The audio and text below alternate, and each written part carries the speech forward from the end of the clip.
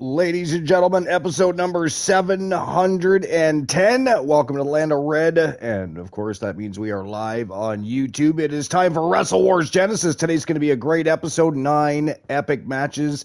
And of course, we're going to be getting the road to the 6th annual TWA Bash at the Beach stream preview, which is, of course, one of our big 3 stream previews, has been for 6 seasons now. This will be our 6th annual show. It's going to be one hell of a thriller. You definitely don't want to miss out on that. The summer's hottest stream preview, the hottest event of the year when it comes to the summer stream previews in any promotion. It's going to be a great time. Can't wait. Got a lot of things planned, a lot of raging rivalries and fiery feuds looking to sort out their differences. And I mean, I often wonder if rivalries and feuds ever get resolved, because it seems like just when you think a rivalry or a feud's getting resolved, it picks right back up, and they're continuing at one another. They're still trying to eliminate each other from competition. It is what it is. The roster is deep. The action is always epic, and I got to tell you, this season so far is no different than any other season. Our tag team division, our women's division is absolutely on fire. But we do have 4 championships on the line today. We've got 2 contract cases up for grabs, so it is going to be a hot show. We're going to get started here in just a few moments. But before we get started, we're going to, of course, welcome in Luke the Gooder 94, now known as Hardcore Country Luke. And, of course, Luke, you had a show today yourself, LCW. Why don't you tell everybody just a little bit about that? What happened? What were the matches on LCW? It was a pretty damn fucking good show. We had a great main event before Women in the Hell in a Cell match. We also had a great co-main event. Elia Archer took on Mufasa. Mufasa defeated Elia Archer. He did. But we had a tournament after the show. Yeah, it was a great tournament. It was. It was a fantastic tournament. And of course, Archer became the new LCW British Heavyweight Champion, which is funny because he's been drafted to Inferno. That's actually a Death Zone Championship. So he's gonna have. I mean, I don't know how he managed to get himself involved. It's not a Death Zone Championship. It's the Inferno. It belongs to the Inferno brand. But Archer did redeem, before he got drafted to Inferno, he did redeem a match for the Hardcore Championship, which is a Death Zone Championship. So that is true. He's gonna have to defend that. No matter what show he's on.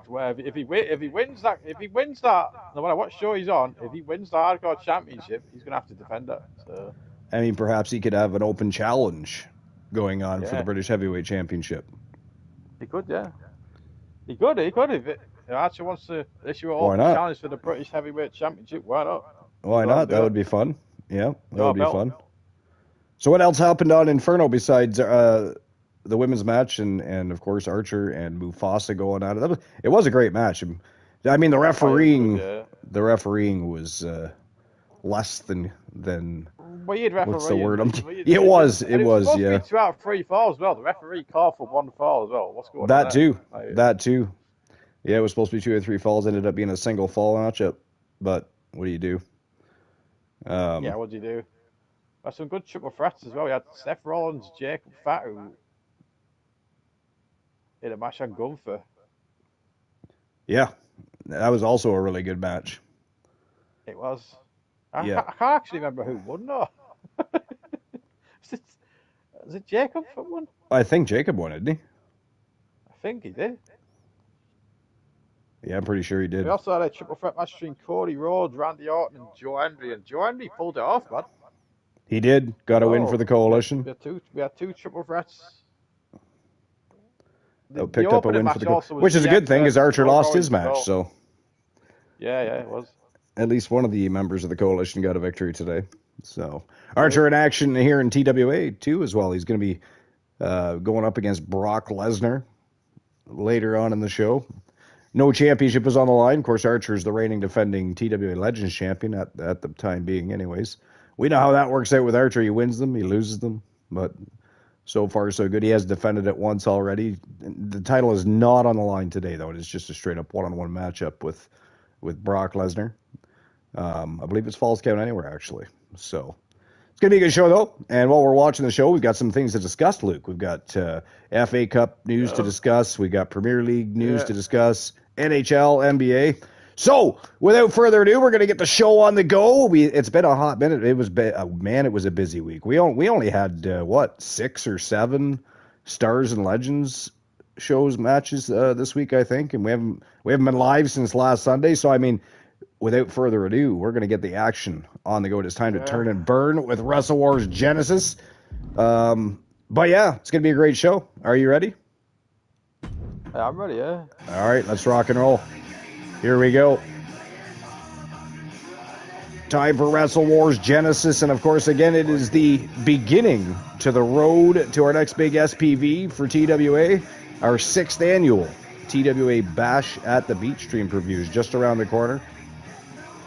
We're going to be kicking the road off, adding some fuel to the already fiery road that is any road that TWA is on.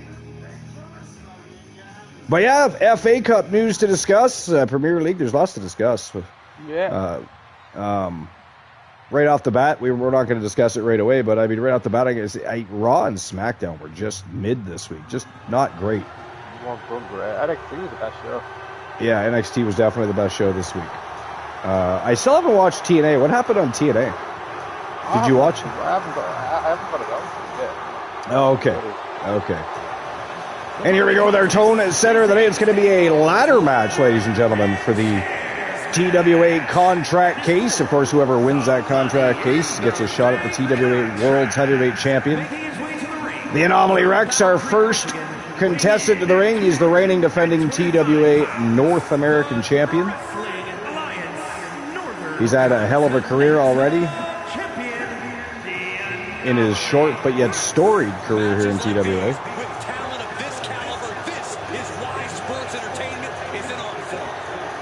I love how he sports the TWA wrestling shirt. It's like he's trying to make himself the face of TWA. But anyways, yeah, FA Cup news. Team Chelsea and Man City, of course, were battling it out to determine who was going to win the FA Cup. So tell us a little bit about that. Manchester City won, Chelsea 0. That was the final. Manchester City are the winners of the FA Cup. We are in for a treat. It was 1-0. I don't like to talk about Manchester City winning trophies, but we've got to cover it because the FA Cup is there. Yeah, exactly. I mean, who wants to talk about Man City winning a trophy? Yeah. Fuck those guys, bastards. Yeah. Now we just have to hope that Arsenal needs to win tomorrow, 3 p.m. Eastern and 8 p.m. UK time. Arsenal is playing. If you want to tell everybody who they're... win, man. Every game, you like successful can just need to win. Yeah.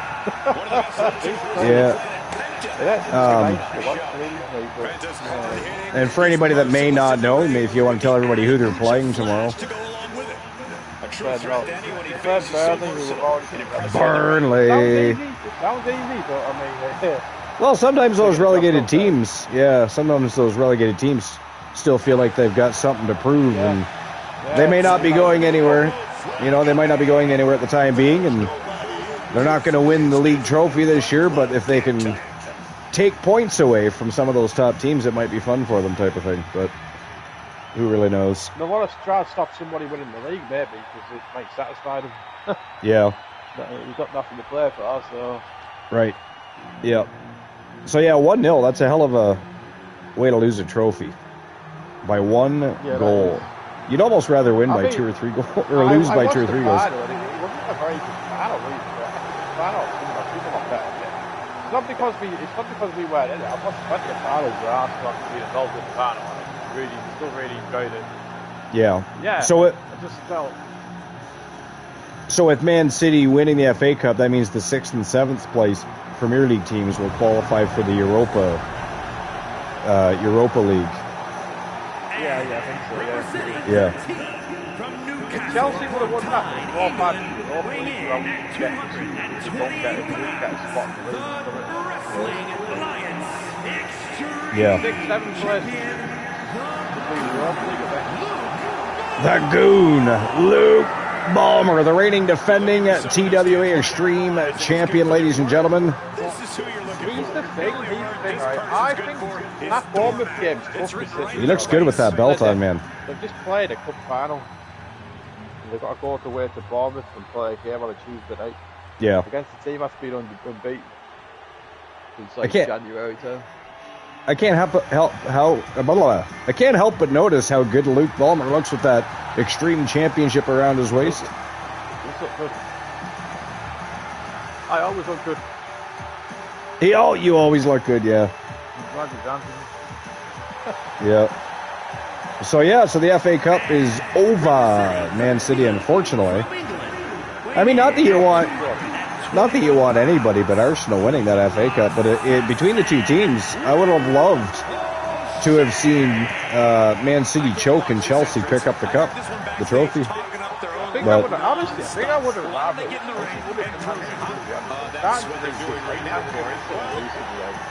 Yeah. I don't want to pick anyone. When it comes to winning anything, like, sick of seeing them win trophies. No kidding.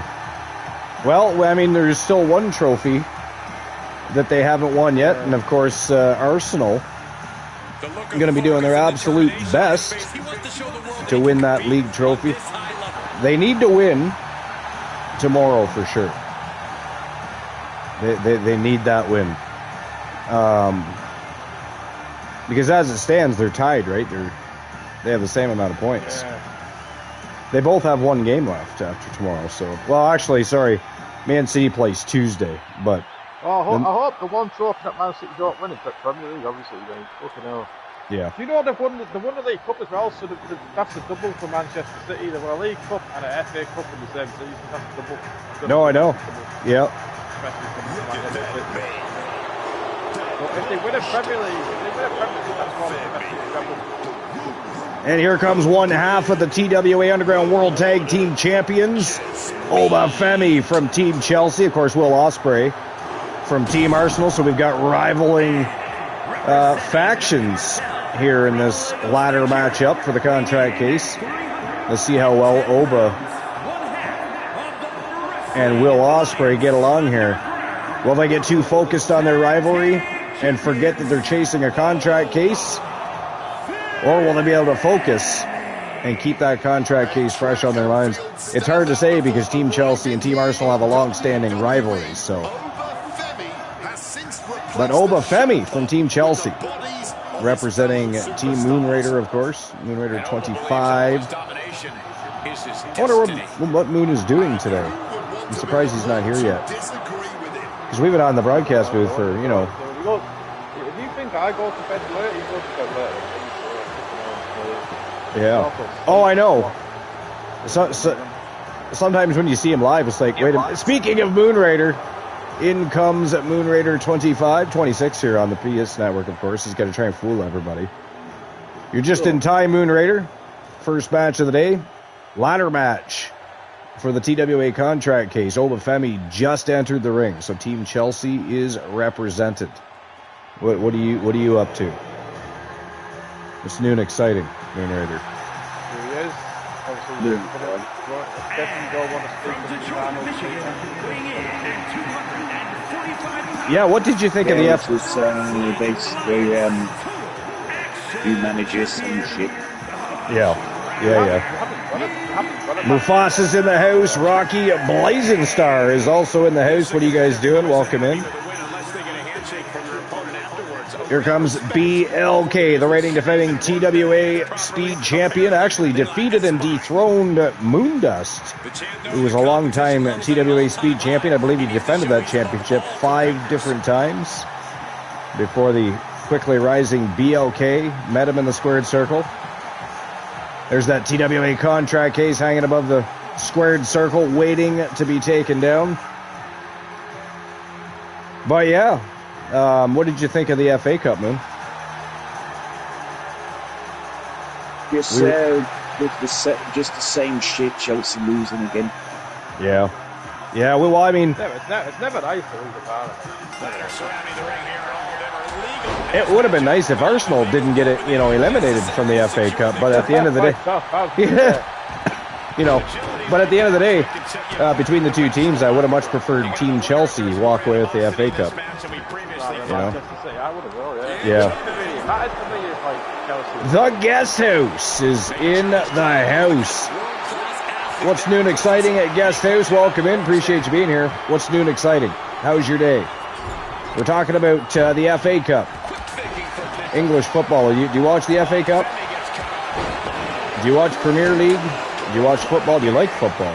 We're talking about English football here and European football, not American gridiron football, just to be... That's what it's called, is gridiron football, yeah. I know we've talked about it 1,000 times, but I still don't understand the game being called football. They use their hands 99% of the time.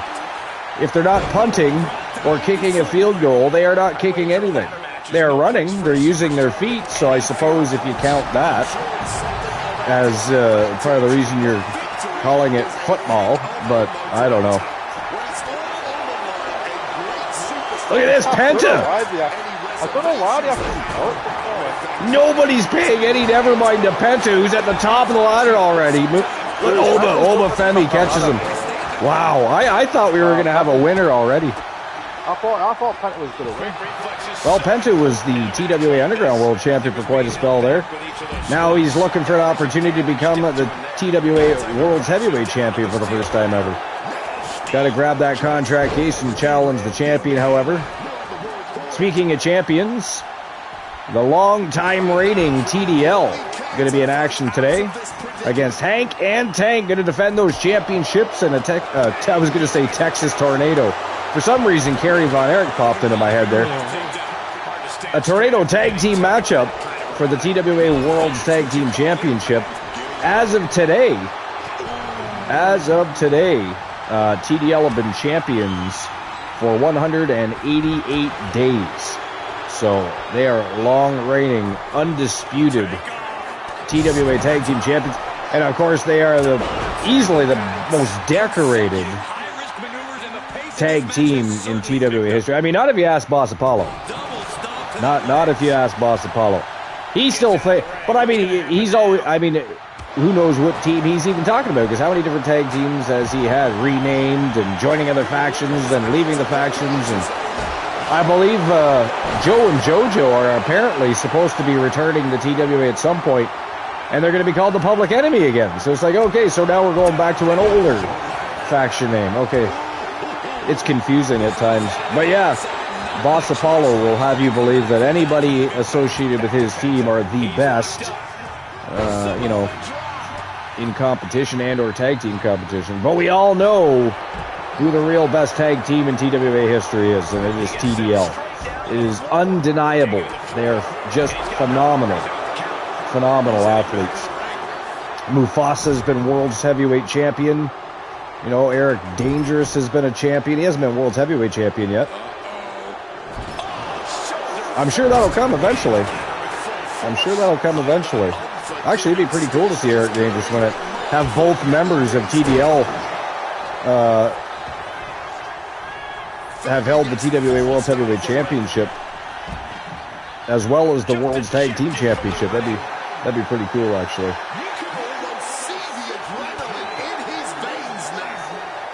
Luke Palmer and Will Ospreay going at it full force. They are actually faction members, folks. Again, Will Ospreay is part of Team Arsenal, but they are not holding back at all. Nice reversal there by Ospreay. Glenola's in the house. We all know they are just blind dog. Yeah. That was weird, man. That was one of the funniest moments in TWA history. I can't even remember. It was back when we still had joke time, and we were telling a joke on the broadcast booth. Had nothing to do with animals or anything associated with animals. But when we asked Boss if he wanted to respond to the joke and try to answer and come up with the punchline, his answer was a blind dog. I don't know.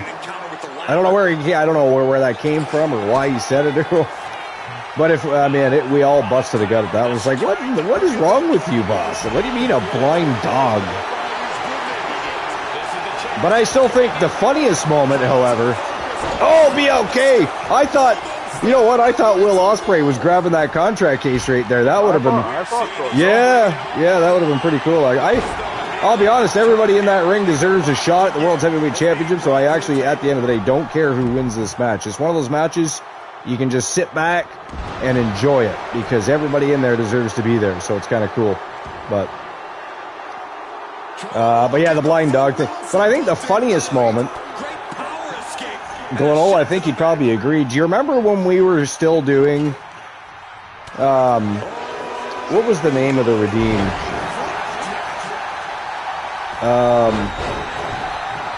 Remember the one where you had to guess if we were telling the truth, a partial lie, or a complete bullshit lie? What was that Redeem called? I can't remember for some reason off the top. Any other time I would remember. Yeah, when he got called out by his then wife or girlfriend, whatever it was. Boss is going on telling this elaborate story. His wife walks in from work, and she stops and she pauses and she listens, and she's like, "What are you talking about? You're so full of shit," she says. And we fucking laughed. What was that called, though, Glenola? Tree of Knowledge or Rotten Fruit? That's right. Thank you, Glenola. By the way, sorry I missed your stream. I'm hoping I won't miss the next one. It was a really busy week. I think I worked 51 hours. The one day I worked 17 hours straight. We started at 8:15 in the morning. I didn't get home till 1:30 the next morning. We had to move an office building, and of course we had a small move prior to that too. And that took a little longer than we expected.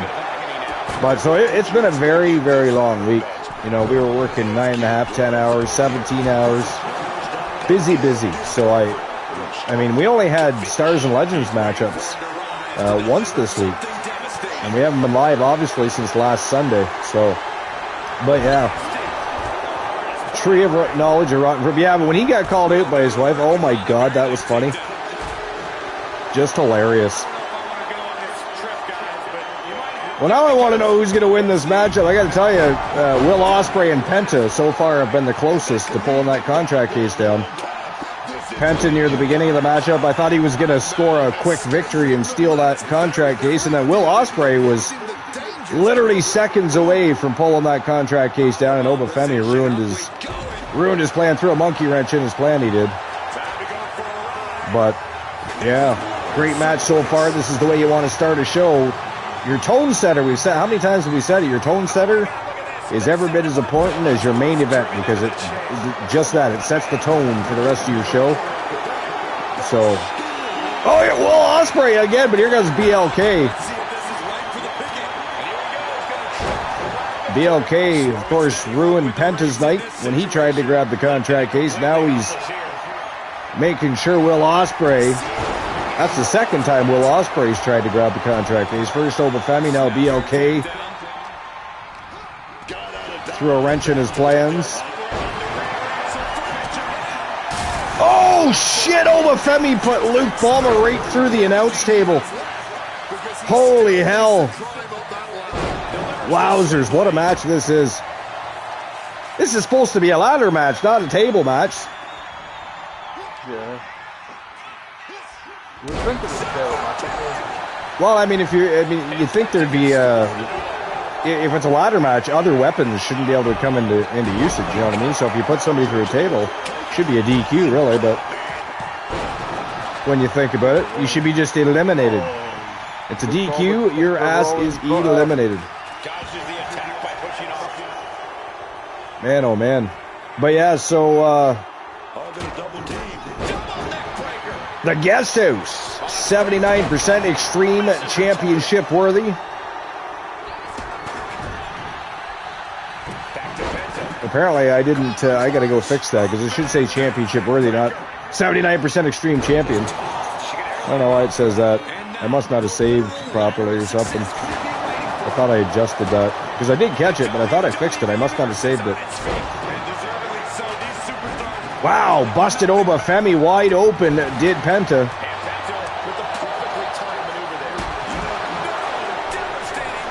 What a match so far to start the day for Wrestle Wars Genesis.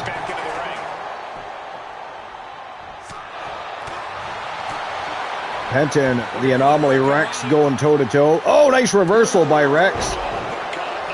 A pop-up European uppercut takes Penta right off his feet. BLK and Luke Balmer going at it ringside. Obafemi with another ladder. Rex catches him as soon as he gets back in the ring, though.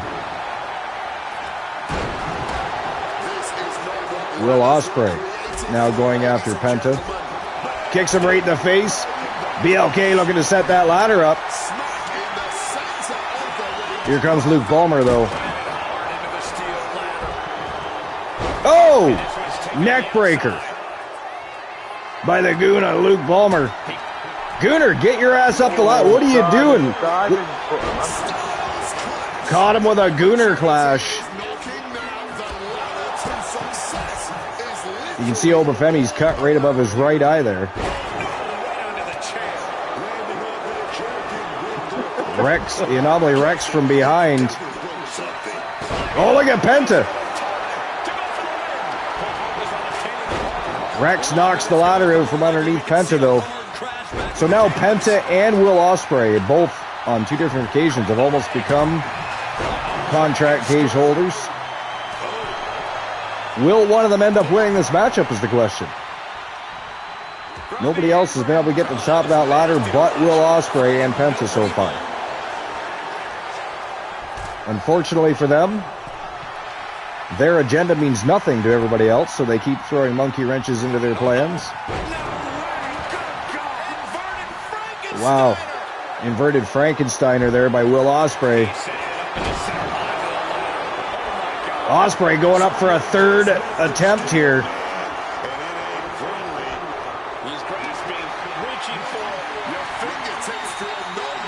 Can he get it? Oh, he got it! No way! Ladies and gentlemen, that is it. That is all. The winner of the ladder match and the new TWA contract case holder representing Team Hardcore Country Luke and Team Arsenal. It is Will Ospreay now holding the right to fight the TWA World's Heavyweight Champion in his hands. So congratulations to Will Ospreay. Congratulations to Hardcore Country Luke as well and Team Arsenal. What a match. Luke Balmer and fucking Will Ospreay were fucking beating. They were going at it. You watching that, you would have never even known they were faction members. Holy hell. Ace Hunter, I don't think Callie Carter is returning this season. I have a different idea. You've been workshopping? What? And by the way, why are you coming in as the guest house? How dare you try to confuse the Fam Jam? That is ghastly, sir. I mean, it worked. I had no idea it was you. I thought perhaps it was just a new subscriber popping in to check out our live show, but it is Ace Hunter. Here comes Tank Morgan. First entrance to our second match of the day. This is also a ladder match, ladies and gentlemen, for the women's TWA contract case. And obviously, just like the men, the winner of the contract case will go on to face the women's World's Heavyweight Champion, whomever that may be, come our 6th annual TWA Bash at the Beach stream preview, which is, again, our next stream preview is just around the corner. One of our big three, folks. It is going to be a spectacle. Every summer, the hottest show in town. But Tank Morgan, ready for action. Here comes Nia Jax. It is Hardcore Country Luke's second favorite wrestler of all time.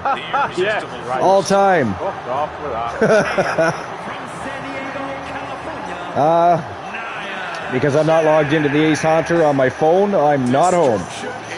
Would you forget your password? You can't log in on your phone? How dare you, sir? How dare you use such a lame excuse? You know who my second favorite Trish Stratus, yeah. Trish Stratus is awesome. I mean, I've actually sat there and watched conversations with people trying to, one will be trying to be tell the other one that Trish Stratus was overrated and never really that good. It's like, yeah, I remember that. What do you mean? said that. Like, what? What do you mean she was overrated and never really that good? Are you? That's wild. That is crazy talk. Crazy talk. By the way, I know we're talking about the FA Cup kind of still. Well, not really. We kind of finished that conversation, I guess. I mean, who wants to keep talking about Man City winning a fucking trophy? Yeah, I do. Not me. All right, now my focus is going to Premier League, which we'll go to next. But Who the fuck said? I want to know who the fuck said Did- was overrated. ah, man. It was probably an AEW fan or some damn thing like that. I mean, it's always somebody that doesn't really know what they're talking about, that's for sure. Serena Lux in the house. She, of course, lost her TWA debut matchup, but what a battle it was. Looked amazing in the ring, just could not seem to get the job done. But that's not stopping her. She's right back in action, and she's looking to shoot straight to the top. She's looking to skip a beat. She's wanting that contract case and go right after the world champion. Is Serena Lux. Oh, Serena Lux. I feel like I'm watching Nelson. Well, it's the very first season Serena Lux has ever been in TWA. We're happy to have her, of course. Luke has a secret shrine to Nia. Ace Hunter says Luke has a secret shrine to Nia Jax hidden behind his Mickey James shrine for sure. I really don't. That's all like Nia Jax. Are you keeping secrets? It's Tiffy time! Oh, Tiffy time. I wouldn't mind getting a Tiffy Stratton. A Tiffany Stratton shrine right beside the shrine of Mickey. I think Mickey would approve. I do. I think Mickey would approve. I think you'd be okay there. I don't think you're going to offend her. I don't think you'd offend her. I think it's a great idea. I mean, how can you not like Tiffany Stratton? I mean, unless you're Ludwig Kaiser, I guess, because, you know, for some reason... How did he fuck up? I don't know. I'd love to know the story behind that. It's like, yeah, so how did he... Well, I was surprised when I found out. Actually, I think it was you that told me that they were dating. I had no idea at the time. And then... Yeah. And somehow Ludwig Kaiser managed to blow that opportunity. I don't know what happened there, or what the story is. No, I know, it's ghastly. I mean... That's crazy, that when you fucking lost out there, man, and that fucking absolutely beautiful woman. Like, you've done there. Rocky Blazenstar apparently agrees with Ace Hunter. Rocky thinks you have a secret shrine to Nia Jax hidden. I've got a shrine. And soon to be a Tiffany Stratton shrine. So it'll be a triple threat shrine. It is a triple threat shrine. Tiffany's awesome, yeah. I'm looking forward to Stephanie Vicaire coming back. I know that. I know she's been out for a while. I don't know if she was injured at all. But I know mostly the reason she was gone is she was dealing with some legal problems there. She was being stalked, right? So she had some issues to tend to. And we just lost somebody else, of course, to personal issues. Asuka going back to Japan for a while. She's not sure how long she's going to be gone. But she as well has some personal things to take care of, so she's going to be out of action for a while as well. A lot of people assume she was retiring. That's not the case, you know. She's actually still under contract. She still has quite a lengthy contract left. But she's being given the time off to go and deal with whatever issue she has to. And so she's going back to Japan for a while, yeah. By the way, Archer, did you get the new Mad Dog? I mean, I was so busy this week, I didn't get anything done. Yeah, yeah. But I mean, that's why the new Nexus hasn't debuted yet. So that's okay. We'll make sure that they get their debut. Rocky Cross and Mad Dog, of course, returning from a short vacation from TWA. They were going to join the Anarchists and did for a short spell, but took a vacation, decided they wanted to be back on their own. The new Nexus is the name, the moniker they'll be going by when they return. But yeah, so her ex abused her, and that's what Vicaire is dealing. Yeah, well, she was being stalked too. Something to do with, I believe it was on X or something like that.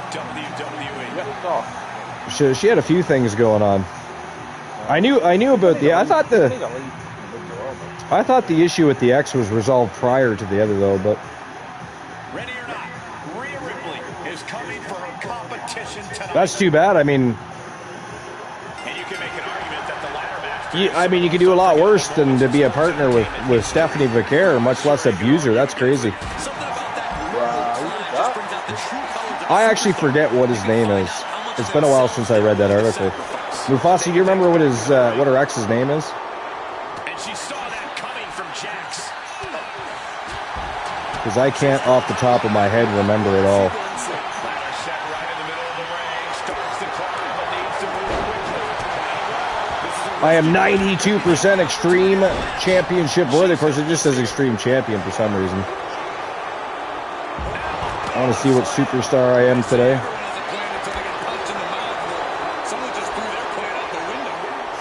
I hate the delay. There we go. Today I am Big E.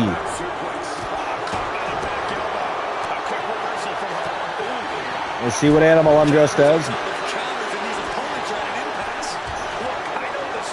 I am Big E dressed as a bull. That's kind of fitting, actually. He is a bull. He is a little bull for sure.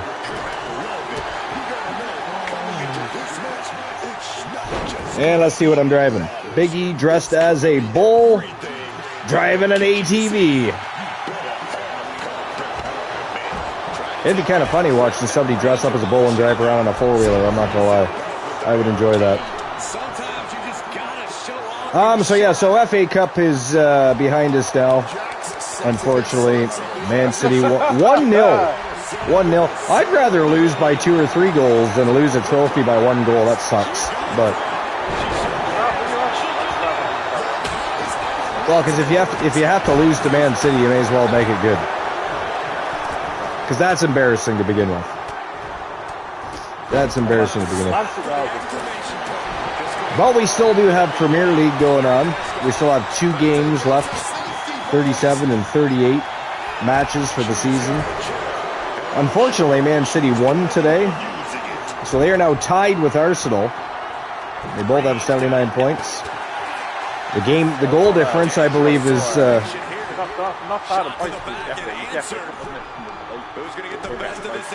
Oh yeah, that's right. That's right too. I don't know why I thought that. Let's just have a look at the standings. Yeah, so they have a 2-point spread. Yeah, 2 points now because they won their game. I think they play a game against Crystal Palace last week. Yeah. Yeah. Let's just have a look here. Let's see. Man City played Brentford on the 9th.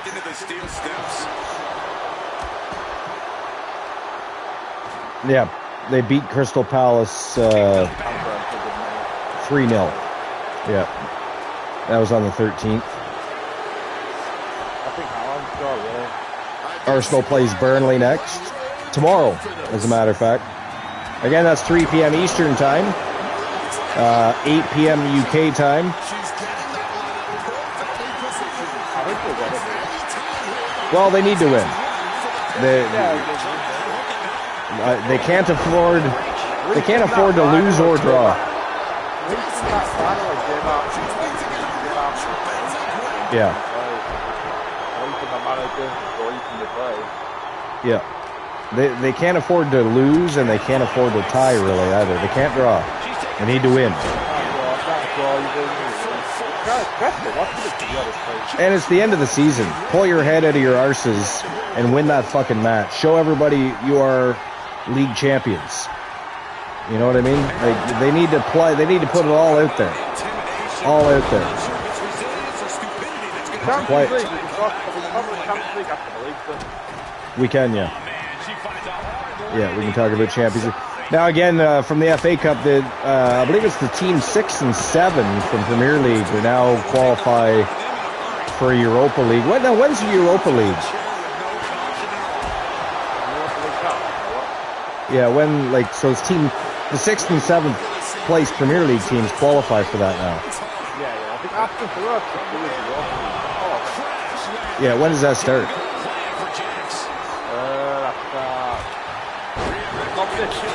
Yeah. I think it starts just after the Champions League. Just after Champions League? Okay. So they draw the next week. Okay. I wasn't sure exactly when that took place, but again, I've only been watching Premier League itself for 3 years now, so I mean, I'm still learning certain things. I wasn't sure the teams that qualify for Europa League when they start playing in Europa League, but I think Aston Villa playing in Europa League, I'm not sure who they're playing. yeah, I'm not sure either. We'd have to look that one up. Man, so Arsenal and Burnley tomorrow, and then Tuesday is Bournemouth and Man City. We need Bournemouth to pull something out of the hat here. We need to pull a rabbit out of the hat. They need to dive down that rabbit hole, choke the rabbit, and pull it out. Yeah. No matter what the start result is. I mean, if we get the trophy that's there, I need to try and stimulate. Oh yeah, we definitely need to watch that. I would like a nice game though, Preston, if you have it, so I hope you've already been talking about that. I don't even know if I'll be home in time to watch the game tomorrow. Depends how long the day is. I'm not sure how long our day is, but You probably won't. well, I know, and it starts at 3 p.m. I might not be home till. Well, I might be home in time to check out the rest of the game, but I don't know about actually watching the entirety of it. That's for sure. Depends. I do know what I'm doing tomorrow. I just can't really judge off the top of my head how long it's going to take to do so. So I don't know. We're actually finishing a move. These customers have been getting us to go and move certain things because they had their house, they had possession of their house for so long still while they were waiting to take possession of their new house. They're actually in the new house now, but still have some stuff at their old house, etc., etc. So we're finishing a move, but I'm not sure how long that's going to take. I actually don't think it's going to be a full day, but like I said, even if I'm only working a normal 8-hour day, I probably still won't be home till probably right after the game starts. So I'll be coming in, unfortunately. And Chelsea and the Spurs also play on Tuesday as well. It's going to hope we win. West Ham fans will be dying for Chelsea to win. Yeah, oh yeah. Yep. And then the final games of the season will be Man City versus Aston Villa, Brighton and Man United, Fulham and Newcastle, Spurs and Everton, Liverpool and Brentford, Burnley and the Wolves, Nottingham Forest and Bournemouth, West Ham and Leeds, Sunderland and Chelsea, and last but not least, Crystal Palace and Arsenal. Those are the 38th matches for each of those teams. So, let's see what other matches there are besides that, if any. Yeah, no, that was the final game of the season. That was the final game. Yep. So.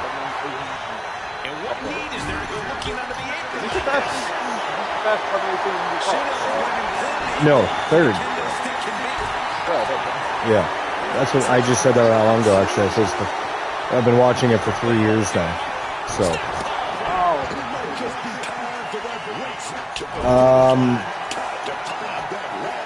So looks like Brentford will qualify for Europa Conference League qualifiers. And then today?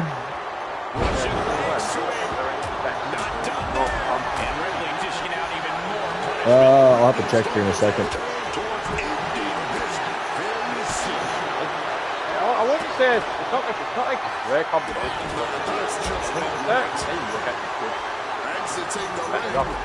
Yeah. Either that or no European football. Focusing their attack on the arm. Sorry, what am I looking up again? Oh, what I was also... Oh, Europa Conference League. Right. And we wanted to know if Everton won, right? Yes. And so in addition to Brentford qualifying for Europa Conference League, it is Bournemouth and Brighton at the moment that are qualified for the Europa League group stage.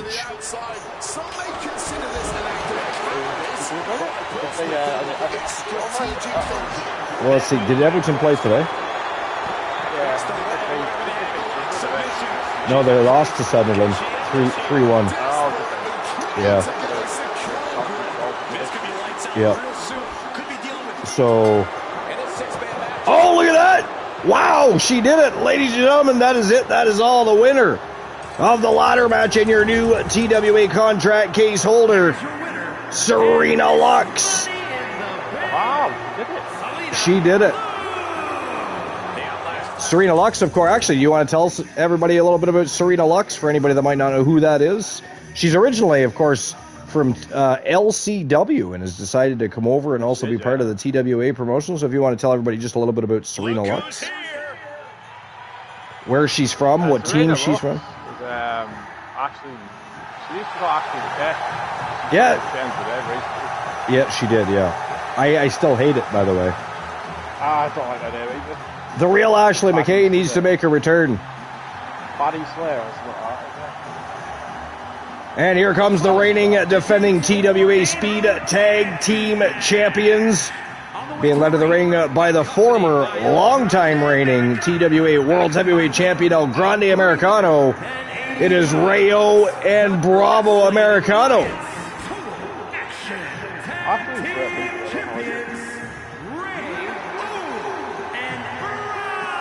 So yeah, this is Serena Lux's very first season here at TWA.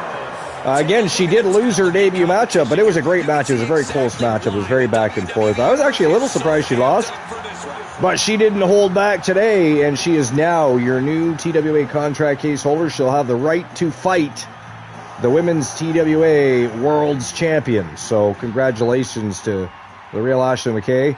And we're going to call you that because we don't like your fucking new name. So take that, Ashley. Deal with it. Yeah, we love you, but we don't like your name. It is ghastly. It sounds childish. It's grotesque. We like the real Ashley McKay.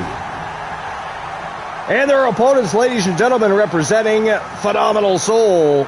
Well, they are Phenomenal Soul. I meant to say Team Joe Link. It is Phenomenal Soul's Ricky Saints and Joe Lincoln, the Phenom, is in the house. Former tag team champions and speed tag team champions, not to mention. It is a 2-on-2 tornado tag team matchup between Phenomenal Soul and Los Americanos. That is next. Boss Apollo's in the house. What's going on, boss? Welcome in. We're doing good. What are you up to? Oh, you're out. Oh, that blows. I mean, I'm finally off. I had such a long week. I worked 6 days straight. On Wednesday, boss, I worked 17 hours straight. Oh, wow. Yeah, it sucked balls. Started at 8:50 in the morning. I got home at 1:30 the next morning. Yeah. It was. I remember those days. Oh, it was ghastly. But the money is good, so I can't complain a whole lot. You know, and it's one of those things. I can't complain a whole lot, or to try and not complain a whole lot. Anyways, I can complain a whole lot, but when they show you the money, you got to show up and get the job done. And that's exactly what happened. But I'll tell you, what sucked though is we get home at 1:30 in the morning, and we had to be ready again for work by 8:15 the next morning. And we move people, so it's not like we can say, well, that's not the proper amount of hours in between a shift. We're not doing it. We got people scheduled to move. We got to show up and move. So it is what it is. We were tired as hell. And the rest of the week, we were just zombies, man. Like even yesterday, we worked again yesterday. Worked another, what, 9.5 hours again yesterday, moving the customer. Actually, because I got home so late, it was hard to fall asleep, so I didn't fall asleep till sometime after 3 in the morning. And then for some reason, I woke up at like 5:30, so I only got about 2 hours sleep before having to go back to work. It was bad. We were all burned right out. Burned right out. The rest of the week was not great, but we got things done. We think, we got the job accomplished, and that's all that matters at the end of the day. But yeah, so what time are you done, boss? Never have to work. What's that? Oh, I just wondered what time you're done today. Right now. Oh, you're done right now? Nice. Well, hopefully we're still live by the time we get home. I mean, we're only in our third match of the day, but you never know.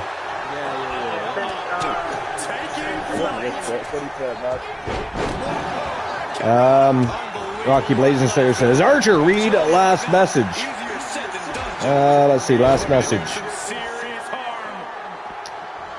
GPW backstage story, Mad Dog was in an Inferno match against Savage and lost.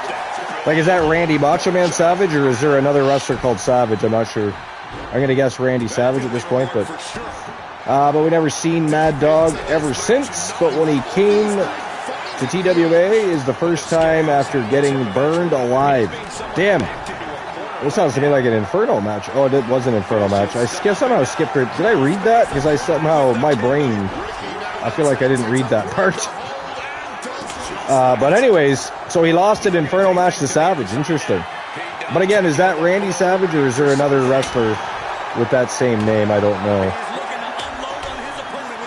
Question of the show. Do you think Gunther should be the one to dethrone Cody Rhodes?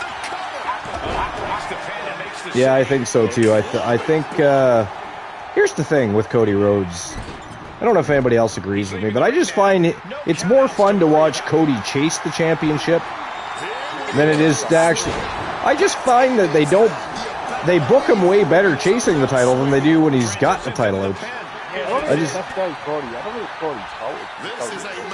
Yeah, no, it's definitely not his fault necessarily. Airplane spin. Look at that. Bravo. Landed Joe Lincoln on his back.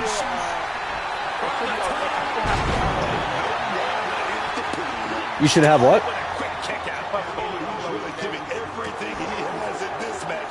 The Public Enemy making a return after how many seasons? They've had so many different names over the past 3 or 4 seasons. Returning to their roots as the Public Enemy is Joe and JoJo Davis. Rocky says it's another Savage. Mufasa says they don't book him in matches, just promos. Yeah, I know. That's the. We're talking about Cody Rhodes still.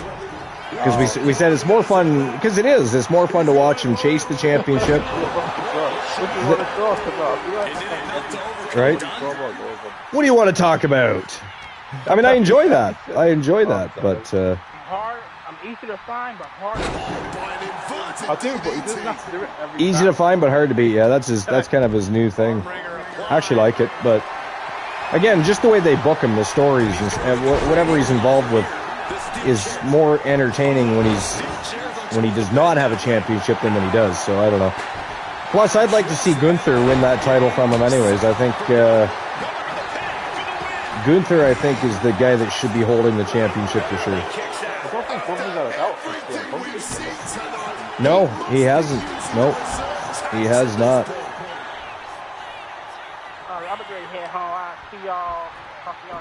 All right, sounds good, boss. We'll see you when you get back.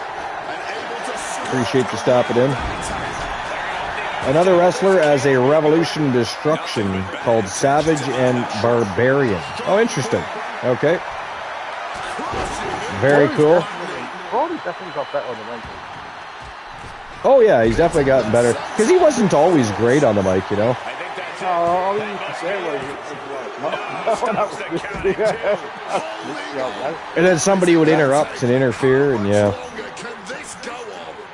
But yeah, if anybody else wants to answer that question, do you think that Gunther should be the one to dethrone Cody Rhodes? I think that'd be great for SummerSlam. I mean, I don't know when it's going to happen. Clearly, Gunther is now the #1 contender because he beat Royce Keys. That was, you know what, I got to tell you, that whole segment was weird. Did you watch that segment? Yeah, did you not find it weird? I don't know.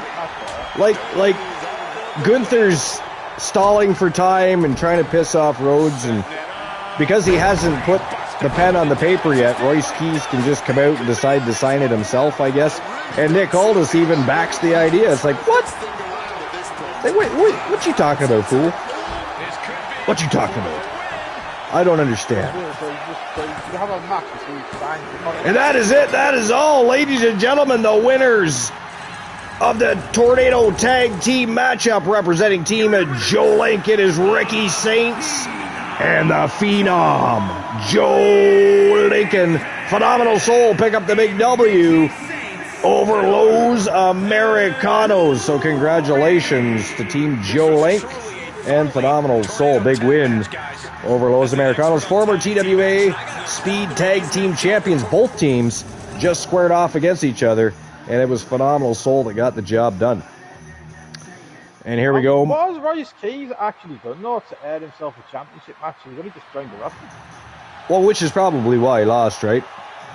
Yeah, that's why he lost, yeah. Yeah. Yeah. Which I don't... Actually come for it, which is not bad idea. It's not bad. Good for him. But I mean, they could be pushing Royce Keys better. I don't know. They've already had it. I mean, he's... I don't understand the decision to have him come out and face Gunther and lose this early on when he hasn't even done much yet. But ladies and gentlemen, here is our next matchup of the day. As you can see, the OTC, the Tribal Chief, the head of the table, Roman Reigns, making his way to the ring. He's going to be facing Zach Payne in our next match of the day from Team Ace Hunter. Or today, what's he called today? The Guest House or some goddamn for trying to fool people with a new name he is. Trying to fool people with a new name. But currently, Zach Payne, of course, the reigning and defending TWA Television Champion. Championship is not on the line today. Roman Reigns simply looking to climb further up that ladder, climb that mountain, move up the food chain. Name your cliche. He's trying to do it, but he's got to get through Zach Payne today to do so. What do you guys think, Roman Reigns or Zach Payne? Who's winning this matchup? What do you think, Luke? You think Roman Reigns is taking it? Moon Raider, what about you? Roman or Zach? We lost Moon Raider. He has teleported to a different dimension. He is in an alternate universe. I know, he never says anything either. He's just poof, gone. He's like Houdini. We're going to have to start calling him the Great Moondini. I think he should actually... He does it to us all the fucking time. I think, literally, we should force him, as a group, as a fam jam, we should force Moon Raider 25 to change his name to Moondini. I assume everybody knows who Houdini is, yeah? Houdini was like a magician, right? He was an illusionist. You know. For anybody that didn't know, I assume most people do know. But Rocky Blazing Star says Roman. Zach, boo! That's why I say every time. Team Rocky Blazing Star apparently not a fan of Zach Payne. Wants him to lose to the OTC. The OTC. One tribal chief. Original tribal chief. Both of those things. And here he comes, representing Team Ace Hunter and the Ego Club. He is the leader of the Ego Club, his partner in crime. I remember when Koloff Payne was actually his partner in crime. Fired his own family member, he did. But his newest, and he was, of course, partners with Dominic Mysterio. I mean, he had a few different partners that he had got. Zach Payne is never satisfied. Never satisfied. But the team that's worked for him thus far over the past several months is his partnership, his new alignment with All Ego Ethan Page. And how fitting is that All Ego is part of the Ego Club? So I thought that was cool too. But they've been doing great as a faction. They're still chasing tag team gold, and now of course Zach Payne is the new TWA television champion. Again, the championship is not on the line here today. Roman Reigns simply looking for an opportunity, looking to cash in and defeat the television champion. If you can beat the television champion, that definitely puts you in discussions for other championships. And who knows, maybe even a World Heavyweight Championship matchup. Who knows? One never knows. Forces the shoulder up. Trying to wrap up this match fast. Roman Reigns taking it to Zach Payne. All right, before we continue any more further conversations about Premier League, we got NHL to discuss, a little NBA discussion to get through.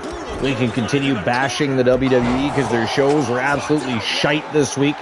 But I am fucking parched. I need a drink, so I'm going to grab myself a beverage, maybe hit up the facilities quickly, and hopefully I don't miss the remainder of the matchup. I'll be right back. Feel free to continue talking. And by the way, I think You've got me. You've got me. I do have you on the broadcast booth already. I think you need to be, while I'm gone, keep campaigning so that the Fam Jam gets behind the idea of making Moon Raider 25 change his name to Moon Dini. I think that needs to be done. Moon Dini. We should start calling him that anyways. We're not going to call him Moon Raider 25 anymore. It's Moon Dini. But anyways, I'll be right back. Pulls the ripcord. Boom! Knee on the money. Dropping the elbow.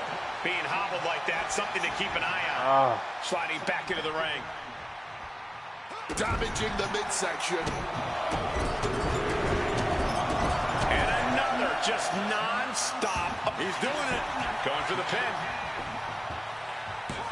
He forces a break before the count of two. It's not over yet. That was not enough to do it. Double stop flattens the opponent. Headed out of the ring now. He's reaching under the ring for anything useful.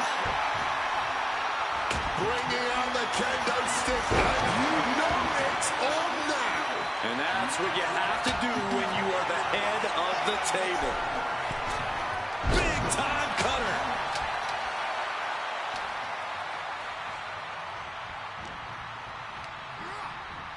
Taking him to the... Off the second rope, right to the back of the neck. There won't be any coming back. And the cover. What, only two? Man, this is why Roman is still the top guy in the WWE. And now the question runs in the mind, how am I going to be able to end this? Right to the back of the neck. What impact. And Reigns got clobbered by that move. So much damage done now. This Falls Count Anywhere match is getting more dangerous by the minute. These two showing how well scouted they are. Heading back into the ring now. Oh, man. There's the setup. Double underhook lift, simply too heavy. Backdropping their way out of danger. Oh, Roman Reigns locked and loaded, measuring his opponent. Will Reigns finish things now? Here's the pin. He manages to kick out. What strength. How on earth did they just kick out there? And Reigns absolutely can't believe it, but he cannot let that slow him down.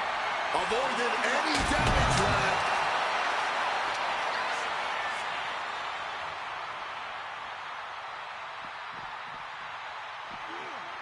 Effective counter. Slowly moving. I'm sure he can feel the target on his back here.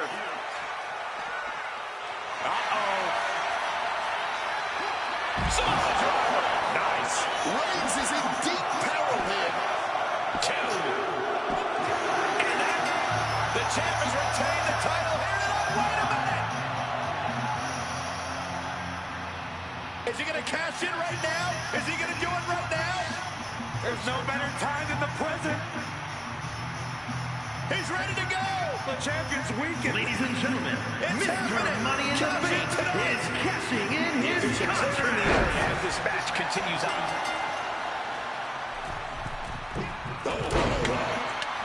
Wow. Oh, what? Whoa! Osprey's out here.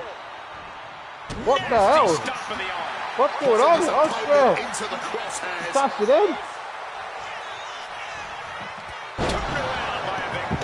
Wow, what in the blue hell? I haven't even, I just got my beverage. I haven't had a chance to use the facilities or anything yet, and all I hear is Will Ospreay cashing it in. Why is he cashing it in for the, I thought he'd go for the World's Heavyweight Championship. He looks like he's going for the Television Championship.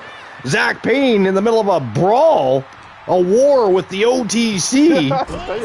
Will Ospreay looking to capitalize and steal his championship from him. Wow. All tied up, nowhere to go. Look at that. This is actually very intriguing. What in the blue hell is even happening right now? I didn't see this coming.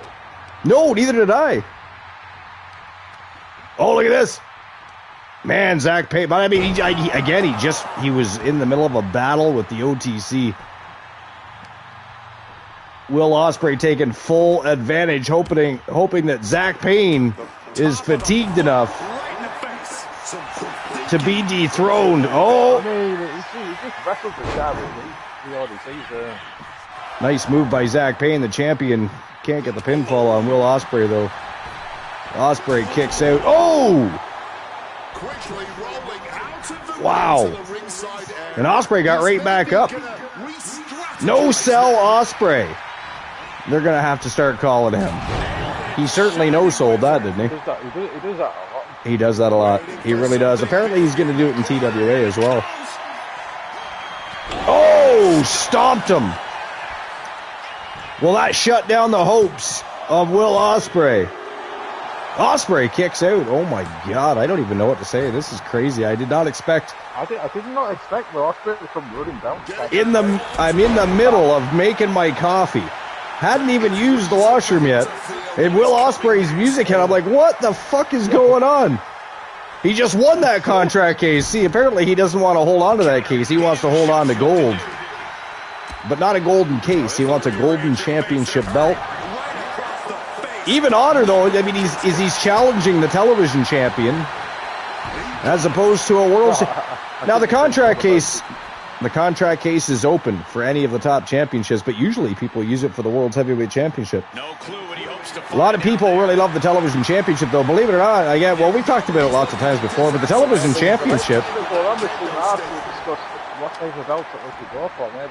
the TWA television championship is actually the oldest championship in TWA history by a couple of weeks only, but neither here nor there. Still the oldest championship. Well, he ran down to the ring, cashed him in free step. He didn't attack him before he did it. He passed him straight away. What if it's 1v1 and after see how this tactic plays. And that is it. That is all. Cash in unsuccessful, ladies and gentlemen. The winner of the match and still your TWA television champion, representing Team Ace Hunter and the Ego Club. It is Zach Payne going home with his gold after a battle with Roman Reigns and Will Ospreay. Wow. He won a match, cashed it in and failed, but it was very interesting. He made it very interesting, though. That was nuts. That was nuts. That. He won 2 matches with it, yeah. All right. Fucking good. Here we go with our next match of the day. It's going to be the Beast Incarnate taking on the one, Elijah Archer, our reigning defending TWA Legends champion. Championship is not on the line. This is a battle of the egos, if you will. The Beast versus the One is next. And since I haven't had an opportunity to do what I was doing, because Will Ospreay decided to cash in his contract case after just winning it earlier today. Unsuccessfully, unfortunately, for himself and Team Arsenal. Very fortunate if you're from Team Ace Hunter, because Zach Payne's still the TWA television champion. But I do have to still use the facilities. I wonder what the morale's going to feel with the leader of Team Arsenal, who's lost a lot to win. I know. How dare he? Didn't even discuss it with his faction, I bet. Something's going to have to be done there. I mean, they should be having group discussions. They should be talking about things as a faction before things take place. But Will Ospreay kind of always has marched to the beat of his own drum, right? So there's that. But anyways, feel free to continue conversation. I'm going to go finish doing what I was doing before Will Ospreay interrupted me. How dare he, by the way? But I will be right back. That's what you like to see in a competitor.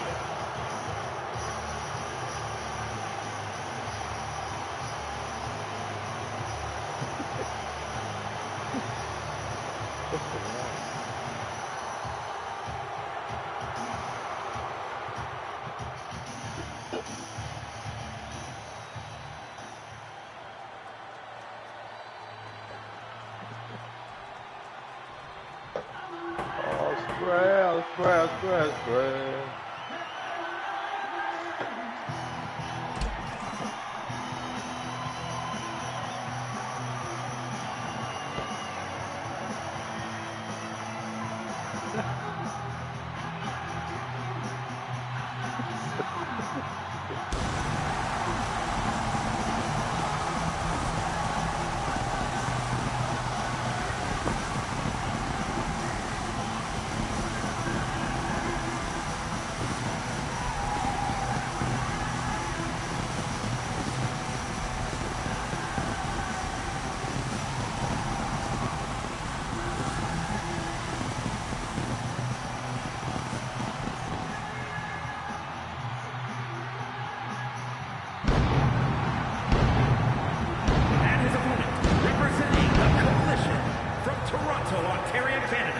Weighing in at 255 pounds, the Wrestling Alliance Heritage Champion, the one, Elijah Parcher.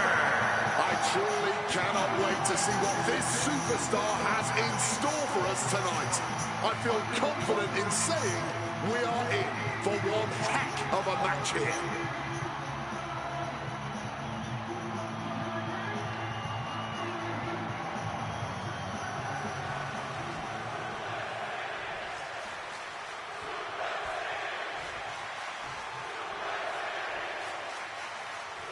What makes a Falls Count Anywhere match so unique? One of the things people forget is that stamina and creativity are just as important as technique in a Falls Count Anywhere match. No count out or disqualification.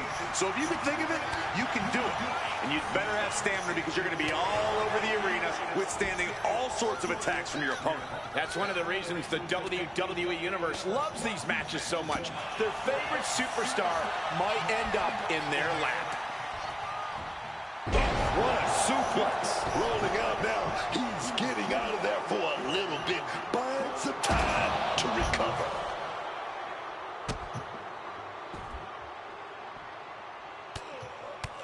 Punches and elbows. Man, Lesnar unleashed. That was a vicious display. You can almost see the disdain in their eyes. Boom! Good reflexes from him there. Here's Lesnar applying the submission. Fighting to get out of it. Yes, he makes an escape. Defense has to be of the utmost importance in a Falls Count Anywhere match. I would say having your guard raised is always a good thing in WWE, but in this, He's got the shoulders down. And the speeding kick out by Brock Lesnar. still pretty early in this match to go for a pin. Oh, simply devastating. Uh-oh, he's able to counter that. He's looking a little worn down now. He knew he'd get hurt. In a match like this, you can't avoid it. Oh, not today. Caught by surprise with the DDT. And he forces him back in now. Locking up the legs. Ah, cloverleaf. So much torque on the back. Look at the angle. It's nasty. Trying to fight with a bad back is no walk in the park. Oh, man. Lesnar timed that just right. Wards that off. What a response.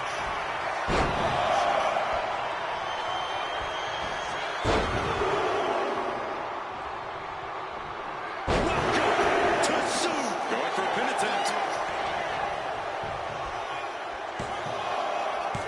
He gets the shoulder up in two.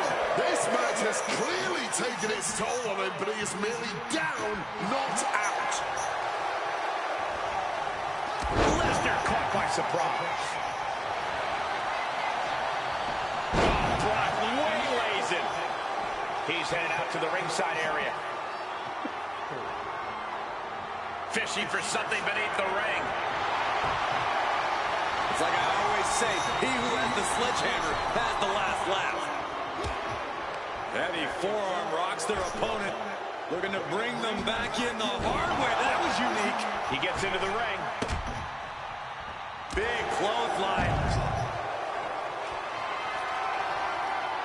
Moves from the ring to the outside. Ducks out of harm's way. Totally helpless at the moment. Oh, man.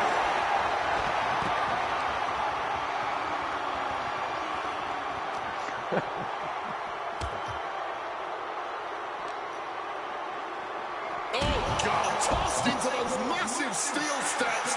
Absolutely no give there.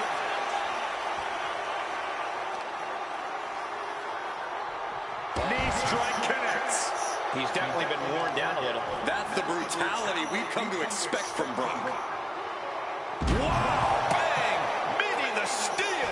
That was a vicious landing. I don't think there's any coming back from that. And he's able to avoid that offense.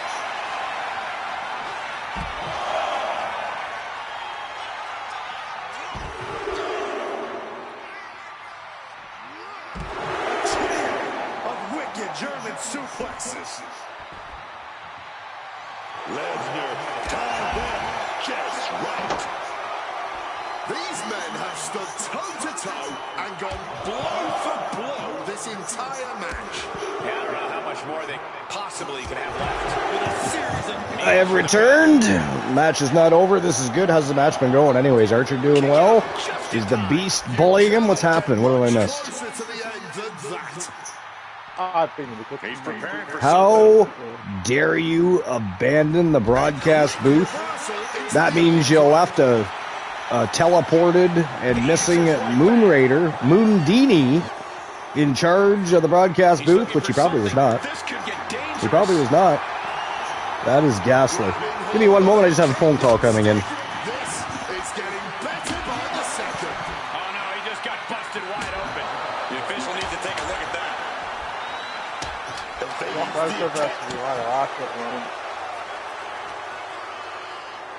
Oh, look at this. Oof, raw power.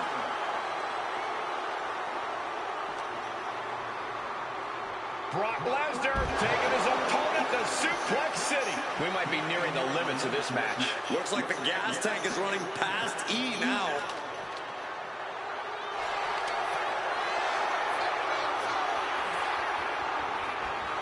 Look at Lesnar. The Brock lock is in. The stretch muffler's in. Couple of kicks will break. Rolling right into a small package pinfall. Shoulder up. Kicking out of that one with... This is a way to incapacitate every inch of your opponent. Slowly, methodically, and painfully. Taking it on the mouth. That could be curtains for Brock. He kicks out somehow. Just inhuman tenacity on display from Brock Lesnar. He was basically operating on natural instinct with that kick out. How draining was that? Can it be done again? Can that maneuver be summoned at least one more time? These superstars have given a superhuman effort tonight. Brace for impact. Here it comes. The Beast incarnate with an F5. That Looking to put this one away. 2. Wow, just barely making it out. Somehow mustering the strength to kick out at the last second. And now Lesnar's just angrier. You only tick off the beast by making yourself a difficult prey. Uh-oh, this is not going to look pretty. Submission being a... Brock's in a bit of a bind here. But wait, he's able to escape. And he evades sudden, swift, and brutal impact.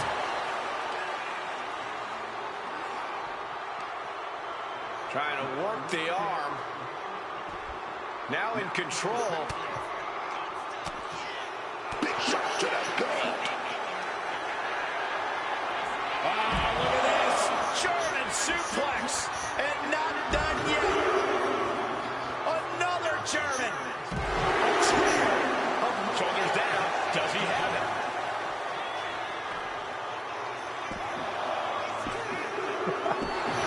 It's over. Brutality finally comes to an end. Here is your winner, Brock Lesnar. Common image of Lesnar as he stands tall tonight. And once again, the phrase eat, sleep, conquer, repeat reverberates throughout the entire WWE universe.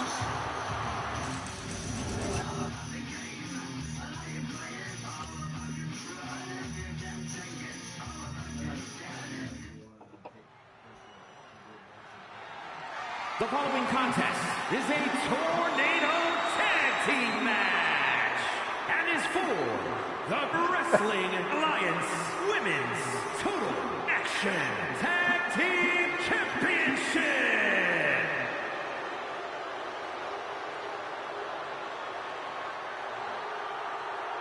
They are ready for a fight.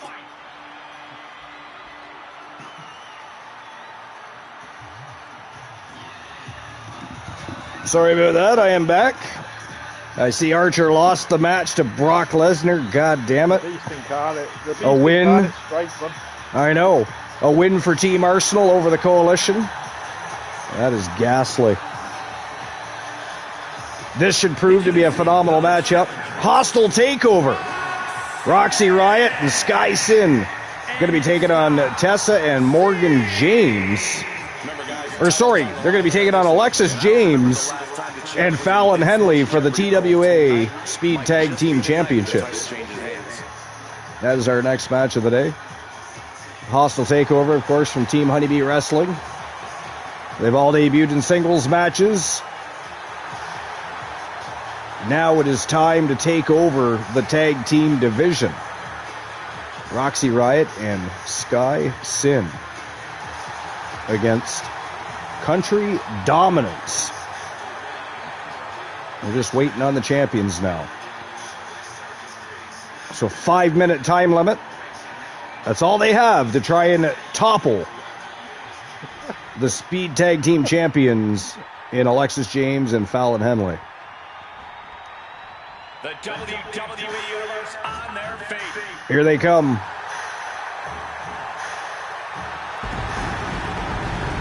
Look at the gold around their waist. They look good with the gold, Luke. Can they defend against Team Honeybee's latest destroyers is the question. Can they get the job done? Or will Hostile Takeover start their takeover of the tag team division today?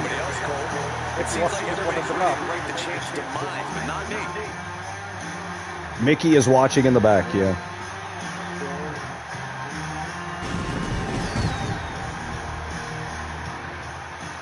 All right, here we go. Speed Tag Team Championships on the line officially. As a former tag champ myself, believe me when I say Showtime and Go Time. are in the sights of some top duos. Country Dominance, one of the best women's tag team, well, tag team champions and tag teams, period, of all time in the women's division. One of, there's definitely several. It's not like the men's division where TDL has literally dominated the scene. Look at that. continue to dominate the scene. 188 days today as the TWA World's Tag Team Champions. Of course, they will be defending those Tag Team Championships in the main event of Wrestle Wars Genesis. Morgan and Tessa James will also be defending their World's Tag Team Championships in the co-main event. And our next match, another member of Team Chelsea in action as Kenny Omega steps up to the plate to take a swing against the Coalition's Dropkick Murphy with the TWA $1 Million Championship on the line. That is next.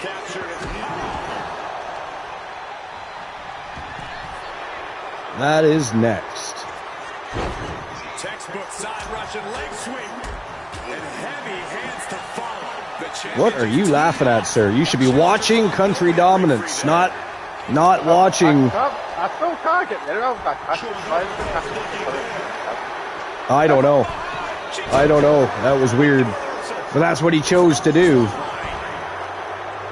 Unsuccessfully, by the way. Unsuccessfully.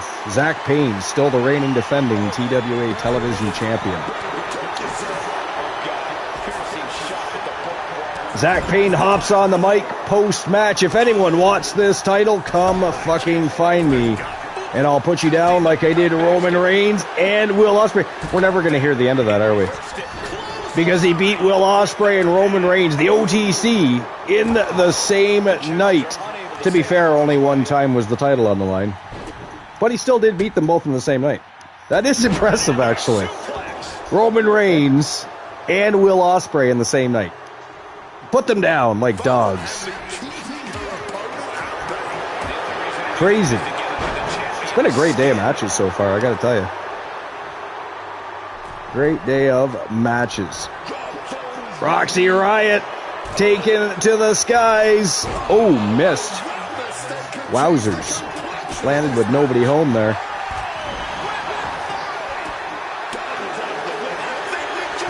Fallon Henley looking to take out Roxy Riot here. Oh! Where is she going? Oh, I see. She was looking to save the day. I didn't realize Alexis James was being pinned outside the ring by Sky Sin. Oh, Fallon Henley kicks her right in the face as she sits up. That was savage. Absolute savage.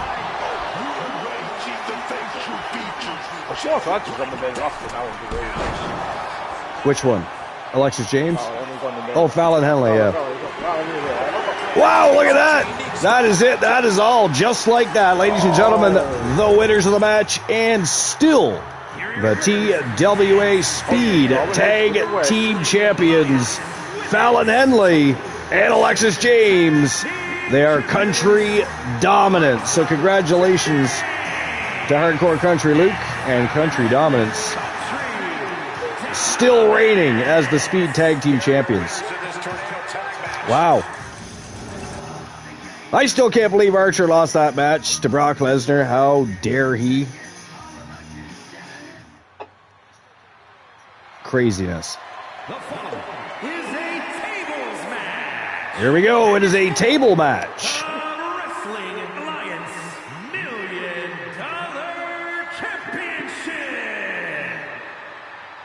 That Dropkick Murphy will be defending his TWA $1 Million Championship in.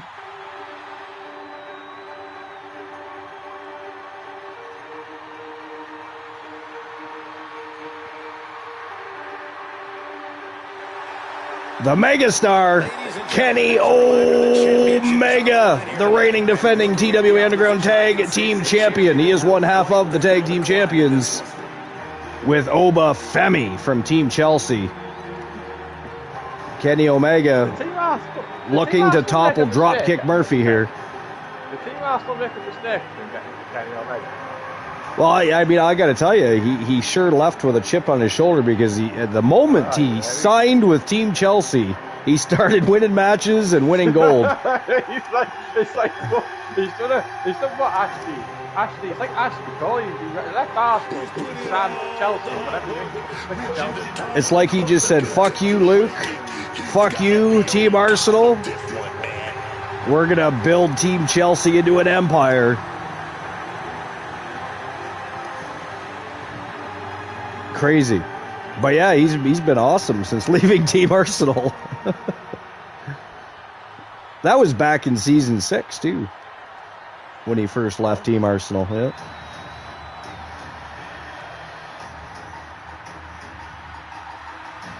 And here comes the reigning, defending TWA $1 million champion, representing Team Denforce. The Coalition's own Drop Kick Murphy. In his first championship title defense, a table match against the Megastar. Can he get the job done? He's been very impressive, Dropkick Murphy. I'm not going to lie. Not going to lie. The Coalition have signed a good one there. Definitely signed a good one there. I think as Luke Arsenal, as Luke faced Kenny Omega yet in 1-on-1. No, I don't believe so. Not since they. No, they had their feud before he kicked him out. So they have not wrestled. Yeah. Lotto numbers, dice, and of course blackjack numbers just got pinned. Wow, 2 6s.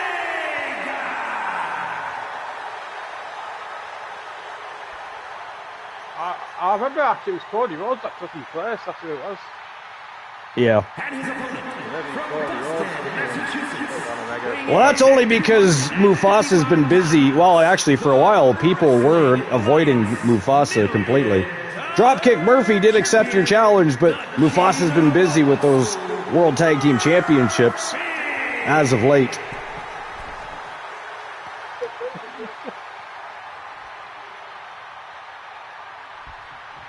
Perhaps TWA management just gives Mufasa the very next championship shot at the $1 million championship.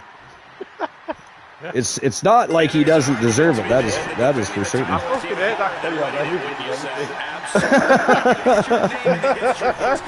And he was a longtime member of Team Arsenal too, and then Luke kicks him out.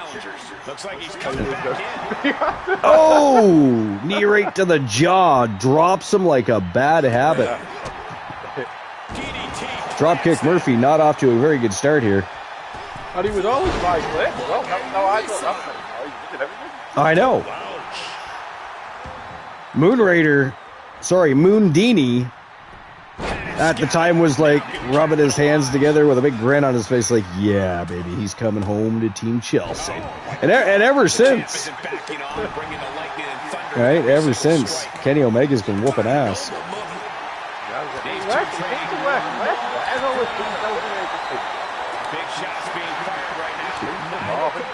Gets along better with the faction members, perhaps. I don't know even how to explain that, but you're not wrong. I don't think Kenny Omega should be trying to match power with Dropkick Murphy. He was doing just fine. What is he thinking here? Kenny's crazy. He may be the megastar, but he is crazy. What is he doing? The champion is a powerhouse. Very large man is Dropkick Murphy, but so technical as well. He's definitely unique in many ways. Very old school. Hence the king of old school. Things are heading ringside now. Dropkick Murphy, he doesn't want to play anymore. He's going right for that table. Returning to the ring now. Ooh, and he stops that offense. What's that? Countering that offense. By the way, did you see that? So the Montreal Canadiens could have eliminated the Buffalo Sabres, and they fucking bottled it. Bottled the game anyway. Well, they were winning 3-1, man. And they allowed Buffalo Sabres to score 7 straight fucking goals. They lost 8-3 after just beating them 6-3 the game prior to that. It's like, wow. There's been a lot of high-scoring games, I got to tell you. A lot of high-scoring games, like, no kidding. Like, if we look at the bracket here now, So the Vegas Golden Knights have knocked out the Anaheim Ducks, so they move on to face Colorado, who had already beaten out Minnesota Wild 4-1. So they were waiting for an opponent. It's going to be the Vegas Golden Knights. Carolina Hurricanes knocked out their second straight team. 4-0, both teams. So they're still waiting for their opponent, and that's either going to be the Buffalo Sabres or the Montreal Canadiens. And currently, it is all tied up 3 games apiece. Game 7 is next. Whoever wins it moves on to face the Carolina Hurricanes for a chance to go after the Stanley Cup. So Carolina, the conference finals are looking pretty smoking hot. Colorado-Vegas is going to be a great series. I expect that to go at least 6 games. No, it's the conference final. The Stanley Cup final is when you get down to the final 2 teams. We'll be down to 4 teams.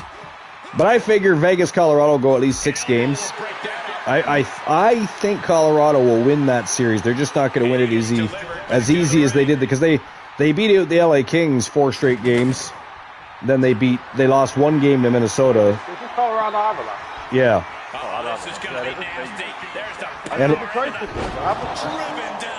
And like I said, Carolina beat both of their teams 4-0. 4 straight games. And Montreal, however, they're going for their second straight Game 7. They went 7 games against the Tampa Bay Lightning in the quarterfinals in the first round, and now they're going to Game 7 in round 2 against the Buffalo Sabres. You know what? When you're going 2 series in a row, 7 games, man, and you got to face somebody like Carolina, I just wonder what they're going to have left in the gas tank, because Carolina are kind of giants in the league this year. So are Colorado. I think the Stanley Cup is going to come down to Carolina and Colorado.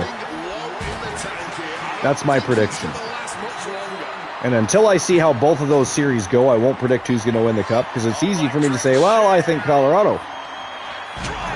But I don't know. I just don't know at this point. So I'm going to have to see how those series go. But I do think it'll come down to Colorado versus Carolina. I'd be surprised otherwise. Now, as far as Buffalo-Montreal, I'm hoping Montreal beats Buffalo in Game 7 and moves on to face Carolina, because I think, again, I don't know how much either team's going to have left in the gas tank, but they certainly won't allow Carolina to beat them out 4 games straight. That'll be a tough series, I think. But so we're just about to the Stanley Cup final. Just about. 1 more round and off to the final. 2 teams will be chasing Lord Stanley. And again, my prediction is Colorado and Carolina. I'd like to say Montreal, but again, 2 straight series going to Game 7. I don't know. And you got to face a team that hasn't gone past 4 games in either series. I don't know. I think Colorado will win. Yeah, I think so too.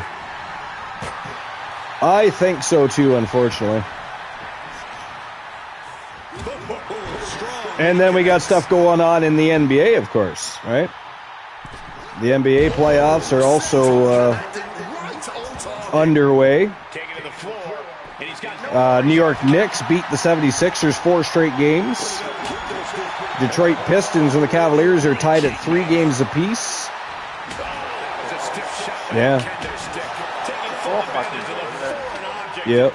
The Spurs, they won 4 games to 2, so they're going to be facing the Oklahoma City Thunder, because they beat the Los Angeles Lakers 4 straight games. Wow, eh? Right? That was crazy. Yeah.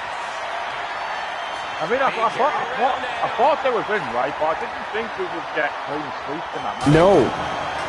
Oh, that is it. That is all. Kenny Omega goes through the table, and the winner of the match, and still your TWA $1 million champion, he is the king of old school, Dropkick Murphy, going home with his gold.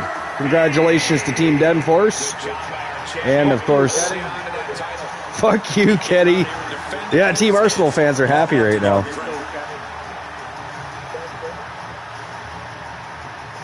Mufasa says. Mufasa says maybe I should drop some people in TWA backstage crew to prove a point, because first it was Rock Roberts, then it was Dropkick Murphy. Both, actually, Rock Roberts technically never accepted. He never accepted. Dropkick Murphy, however, did. But as he is still the reigning defending TWA $1 million champion, that will be our next matchup, is Mufasa versus Dropkick.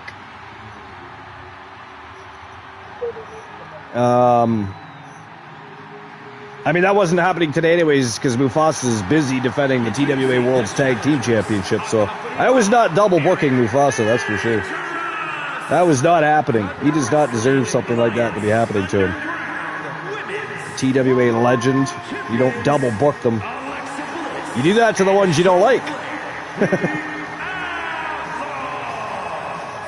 we go, gentlemen. Huge and a huge opportunity for the champ to prove to everyone.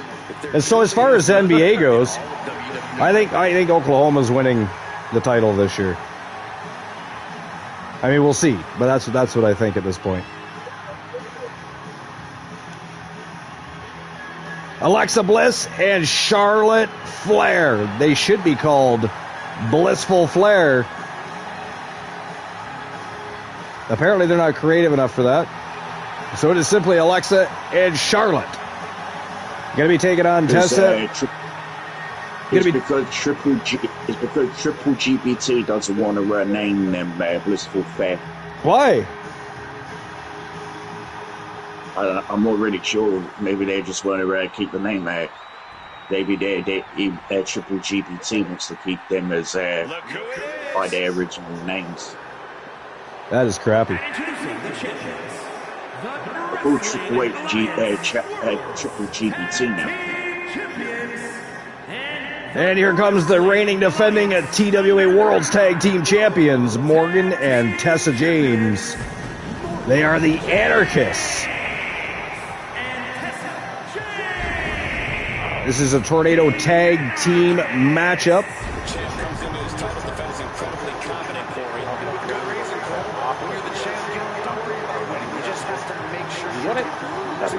He did.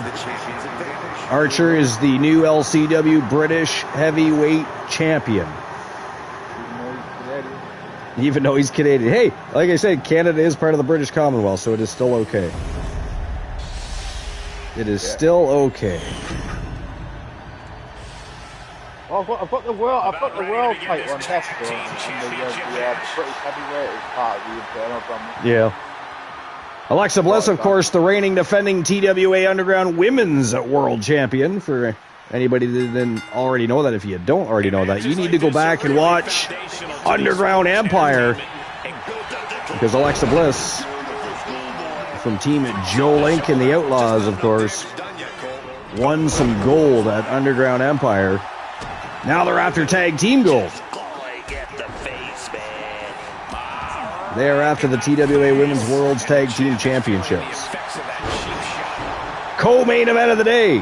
We got one more match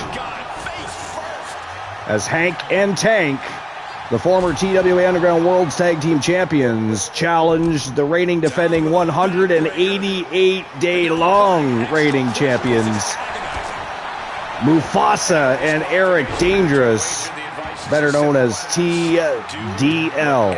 The Dangerous Lions have made history, continue to make history, and I just really, Luke, I don't think anybody's ever going to beat that record. I mean, in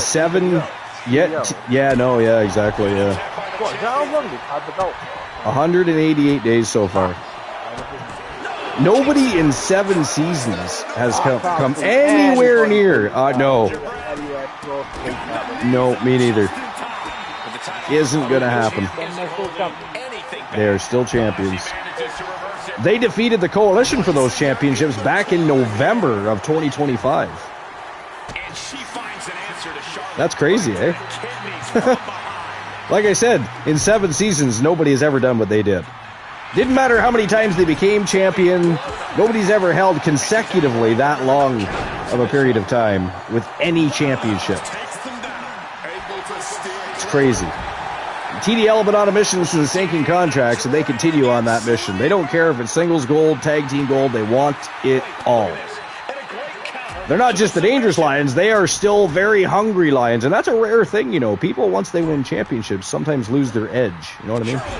It's like they've already accomplished everything they've wanted to accomplish. Not TDL. They are not like that at all. They still put it all on the line.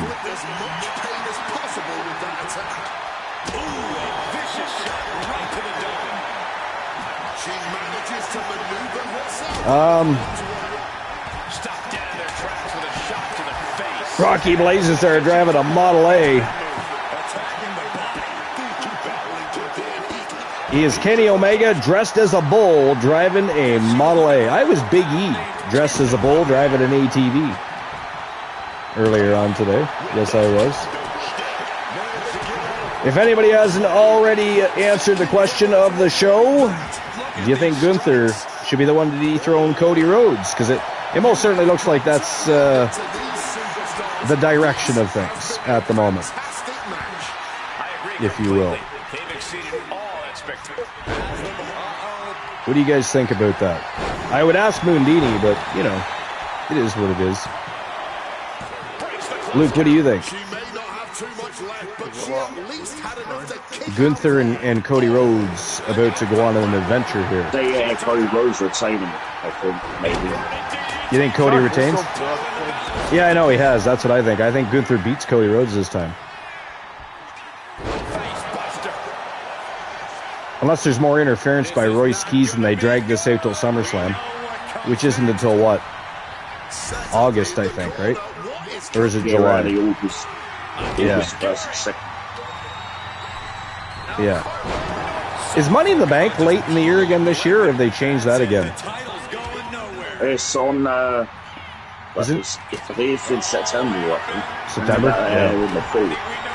It was so weird to do when they started having it later in the year like that. It was always earlier in the year, usually after WrestleMania. But I still wish they'd stop doing the Money in the Bank PLEs. Like, just put the Money in the Bank ladder matches back where they belong, at WrestleMania. They're an attraction for WrestleMania.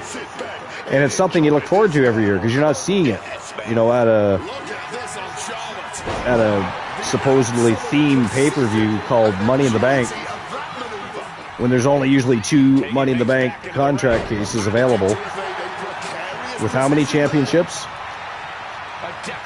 I think there should be ladder matches, TLC matches all night long. That's how that night should go.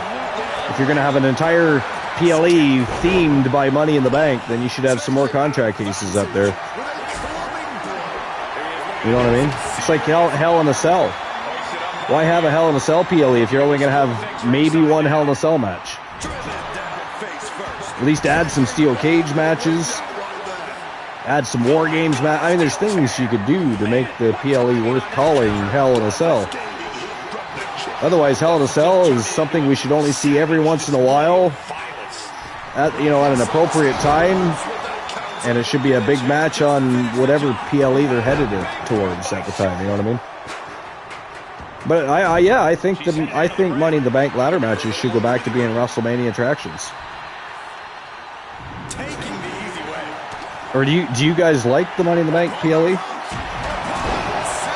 like the PLE, yeah, but it is a big attraction.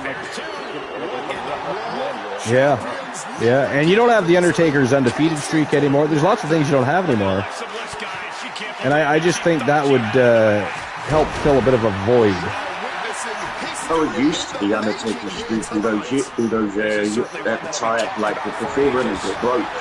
Yeah, Undertaker put asses in seats with that undefeated streak. You know what I mean? People that wanted to see him lose, people that wanted to see him win. By the way, he was putting asses in seats. I don't care who else was on that card. People were there to see The Undertaker for years. You know? Brock Lesnar. You know what's doing very good creative in, very good creativity. Like, I feel like creative, like, doing good creative so far. And it's quite, it's actually good, but it's quite sad to see it that it's on top of WWE. And on top, like, doing better creative than WWE and AEW is Juggalo Progress, Juggalo Championship Wrestling, owned by, what's his name? Vince Russo. Yeah, Vince Russo is booking over there now. Not that that's going to do them any real favors, to be fair, but...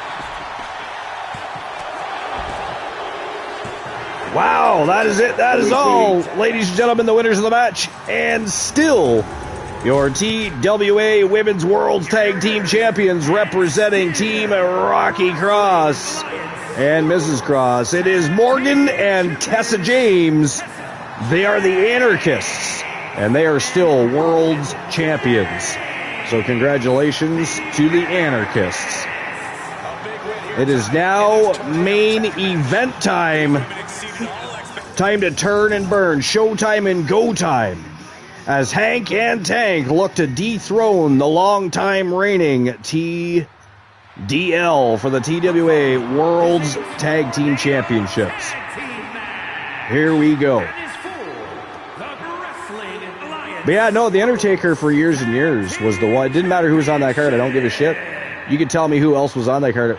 When the streak was still alive and hot, it didn't matter who else. Hulk Hogan could have been on that card. People were still there to see Undertaker. You know what I mean? That's just the way it was.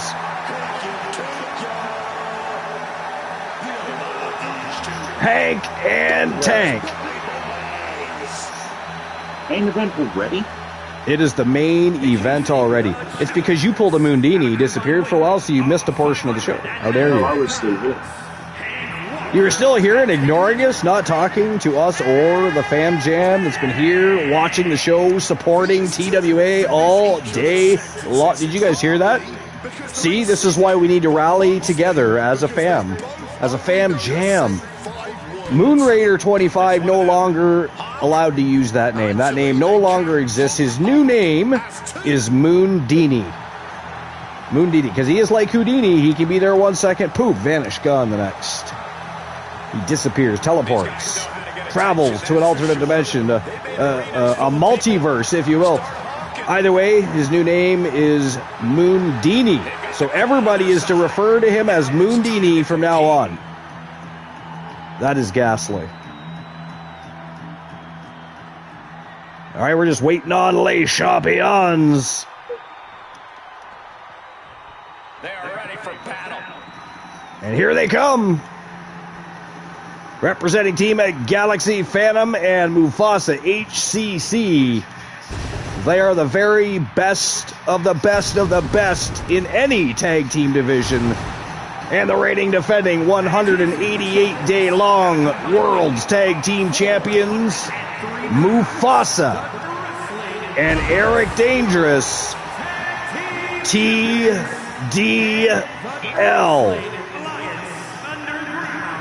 The Dangerous Lions, the Hungry Lions. The Assassin M. I love that new name, too, by the way, because he used to always go, in his earlier days in TWA, he was, of course, known as the Future M, which most definitely made a lot of sense, right? And he became the Future.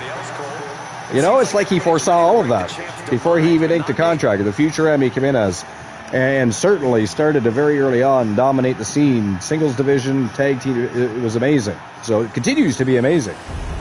But yeah, now he is the Assassin M, and that makes perfect sense because, like I said, they're not just the Dangerous Lions, they are the Hungry Lions. They didn't lose their edge by winning championship gold. It just made them hungrier for more gold, and they continue to this very day to chase more gold. They're freaks of nature. They are. They're freaks of nature. I was the King of England, like the King of England with the gimmick all those years ago, like 9 years ago, and then basically changed to like Good Balor's Demon. Yeah. I was part of Crash Books Federation. The dude that runs that used to run that promotion is still, I don't know if I know he's a few months ago he was there. I've been seeing a notification saying that he's live doing this because he's a Marvel guy. Yeah, no worries. I'm sure the match won't end in the next 30 seconds, so if it did, that'd be weird. I was watching Pitbull the other night. Oh, were you? And yeah, I was watching his show, and his matches were going so quickly, 50 freaking minutes. Luke left the party. I am now the owner of the party. I wasn't the owner of my own broadcast booth. What in the blue hell? Oh, that's right, because I got kicked out right before we went live with Wrestle Wars Genesis. For some reason, the app just kicked me. You know, it happens all the time. We know this. Remember the day we were like, it was like 4 or 5 of us on there, and we all got kicked out of there. That was actually pretty cool watching that hammer just land on his butt and spin around for a while before it fell over. Did you see that?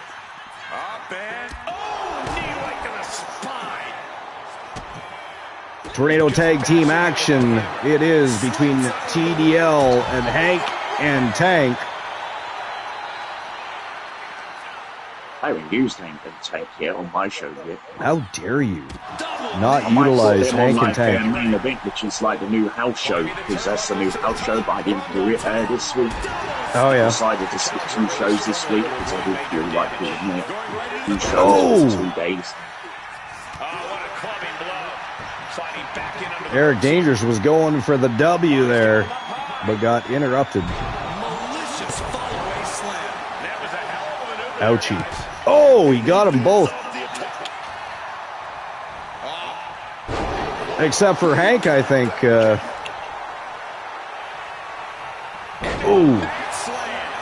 Slammed him down by the hair on his head.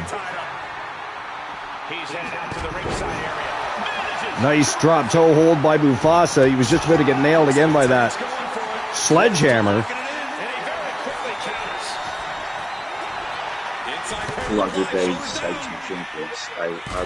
Eric Dangerous rolls up Tank. Oh, I'm Xavier. Well, Austin Creed.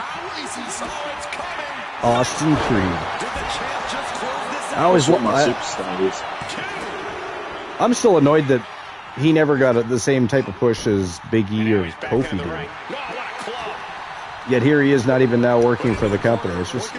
It's kind of crazy. Because like I said, I'm sorry, but Xavier Woods, Austin Creed, you know, whatever moniker he's going by, he was always a better wrestler than both Kofi and Big E. He was very talented, that dude. But is what it is. Wouldn't be surprised if they were back at some point, you know what I mean? Or even show up in TNA sometime down the road. There's some speculation, people think they might show up in AEW. I honestly hope they don't go there, to be fair. Because they're WWE superstars. At the end of the day, they'll get a big pop, and they'll get a quick push, and then they'll be sent to Collision. Or ROH, or some goddamn thing. It's like they erased Austin, even though he wasn't WWE. Wow, it is over just like that, ladies and gentlemen. The winners of the match, and still your TWA World's Tag Team Champions. The reign continues. Eric Dangerous and the Assassin M. Mufasa, they are TDL, and they are still the World's Tag Team Champions. Congratulations to Team Mufasa HCC and Galaxy Phantom. Good God Almighty, will anybody ever be able to defeat TDL for those World's Tag Team Championships? It's crazy. All right, well, that is it. That is all. Let's have a quick look at how things went down today. Will Ospreay, in the tone setter of the day, wins the TWA contract case. And, of course, you can challenge any champion you want. Most of the time, though, however, historically speaking, people challenge the World Heavyweight Champion. We'll talk about that in just a second. We'll get back to it. But Serena Lux, of course, in her second match in TWA, climbs the ladder rung by damn rung and claims the contract case. She is now the next in line, well, for whatever championship she wants. I'm sure, however, that she will probably chase the TWA Women's World Championship, and we'll see how that plays out. I mean, we probably thought about that about Will Ospreay. Ricky Saints and Joe Lincoln, a phenomenal soul, topple Rayo and Bravo Americano, Los Americanos, and pick up the W. Zach Payne defeats the OTC in a barn brawler. And, of course, right after that, Will Ospreay, for some reason, decides to cash in his contract case for a shot at Zach Payne's TWA Television Championship in what most are considering the strangest move we've seen in quite some time. And unfortunately for Will Ospreay, it was unsuccessfully cashed in because Zach Payne didn't just beat down the big dog, he beat down Will Ospreay, beat Roman Reigns and Will Ospreay in the same night, and retains his TWA Television Championship. It was absolutely phenomenal. Brock Lesnar took on the one Elijah Archer. It was the Beast versus the one Falls Count Anywhere, and the Beast was able to topple the one Elijah Archer. Tornado Tag Team action. It was Fallon Henley and Alexis James. Country Dominance taking on Roxy Riot and Sky Sin, better known as Hostile Takeover. Fallon and Alexis retain the gold. They are still the reigning defending TWA Speed Tag Team champions. Dropkick Murphy put his championship on the line against the megastar Kenny Omega and beat him down and put him through a table after a very quick and savage start by Kenny Omega. Dropkick Murphy is still wearing the gold around his waist. Morgan and Tessa James put their titles on the line against Alexa Bliss and Charlotte Flair, but it was the champions picking up the dub, and they are still the reigning defending TWA World's Tag Team Champions. Eric Dangerous and Mufasa, you just saw it for yourself, TDL toppled Hank and Tank, and they didn't take very long to get the job done. Tornado Tag Team action to retain the World's Tag Team Championship. 188 days and still counting, folks. Absolutely fucking phenomenal. All right, well, that is it. That is all for episode number 710, episode 710. 710 episodes. Fucking good God, eh? Do we not have better things to do? What in the blue hell? But anyways, it was a fantastic show. It was a great way to kick off the road to our next big stream preview. It's one of our big 3 stream previews. It is the 6th annual TWA Bash at the Beach stream preview. That is next. But we'll be live again, probably not till the weekend. I do have a busy week, so probably not till the weekend.